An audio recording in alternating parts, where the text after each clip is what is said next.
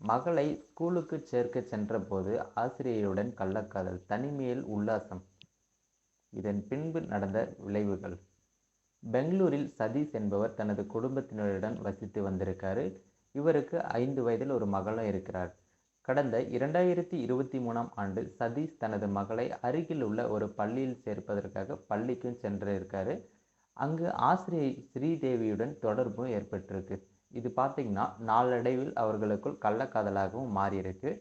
அந்த ஆசிரியருடன் சதீஷ் உல்லாசமாகவும் இருந்திருக்காரு. அதோடு அவருடன் பேசுவதற்காகவும் தனியாக சிம் கார்டு வாங்கி வச்சுக்கிட்டு வீடியோ காலிலையும் பேசியதோடு செய்தி பரிமாற்றத்திலையும் ஈடுபட்டிருக்காரு.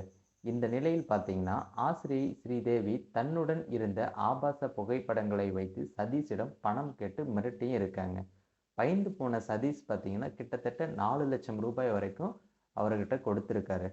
அதன் பிறகு தனது வியாபாரம் நஷ்டம் அடைந்த காரணத்தினால் குடும்பத்தோடு குஜராத்துக்கு குடியேற திட்டமிட்டிருக்காரு.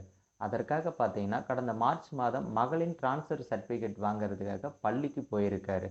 அங்கு ஸ்ரீதேவியின் அலுவலகத்தில் இருந்த சாகர் கணேஷ் என்ற 2 பேர் அவரிடம் ஸ்ரீதேவியுடன் இருந்த ஆபாச புகைப்படங்களை காட்டி 20 லட்சம் பணம் கேட்டு மிரட்டியிருக்காங்க.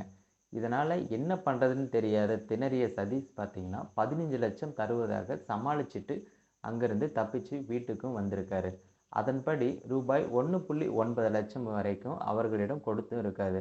இருந்த போதிலும் மிரட்டல்கள் தொடர்ந்து அவர்கிட்ட இருந்து இவருக்கு வந்திருக்கு.